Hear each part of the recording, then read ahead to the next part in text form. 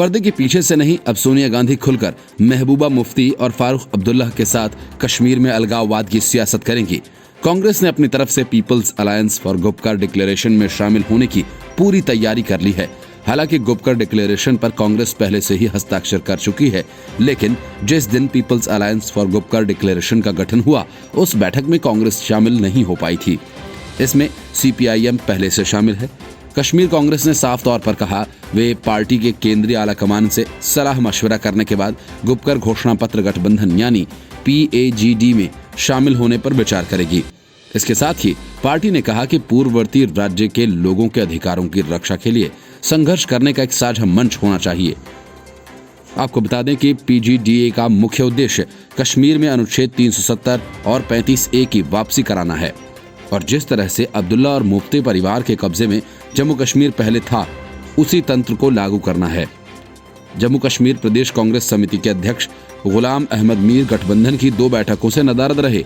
हालांकि उन्होंने पिछले साल 4 अगस्त को गुपकर घोषणा पत्र पर हस्ताक्षर किए थे।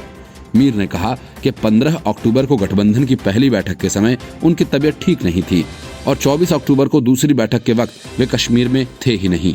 पार्टी मुख्यालय पर मीर ने कहा कि JKPCC पार्टी के केंद्रीय आलाकमान से सलाह मशवरा करने के बाद इस मुद्दे पर निर्णय लेंगी।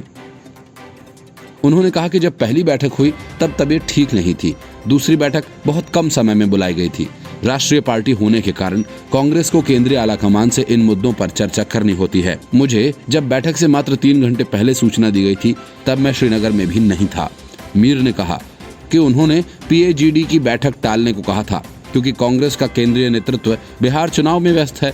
उन्होंने कहा कि हमने उनसे 10 नवंबर के बाद बैठक करने को कहा क्योंकि हमें कांग्रेस के केंद्रीय नेतृत्व से बात करनी होती है जो बिहार चुनाव में व्यस्त हैं, लेकिन वे नहीं माने, इसलिए मेरे लिए उस दिन बैठक में शामिल होना संभव नहीं था। मीर ने कहा कि पिछले साल सरकार द्वारा 5 अगस्त को लिए गए निर्णय पर गुपकर घोषणा पत्र पर हस्ताक्षर करने वाले सभी लोगों की चिंताएं एक समान हैं। उन्होंने कहा कि लक्ष्य के लिए संघर्ष करने के दौरान प्रयोग किए जाने वाली भाषा के स्तर में अंतर हो सकता है, लेकिन मुख्य चिंताएं वही हैं। उन्होंने कहा कि अगली बैठक में मैं पार्टी की कश्मीर नीति समूह में इस मामले को उठाऊंगा और आला कमान जो भी फैसला लेगा उसी दिशा में काम करूंगा। PDP अध्यक्ष महबूबा मुफ्ती के राष्ट्रीय ध्वज को लेकर दिए गए विवादित बयान की ओर इशारा करते हुए मीर ने कहा, हालांकि ये पूर्ववर्ती राज्य के लोगों के लिए राजनीतिक लड़ाई है। किसी भी भाषा में ऐसा नहीं लगना चाहिए कि हम देश के अन्य लोगों के साथ व्यक्तिगत लड़ाई लड़ रहे हैं।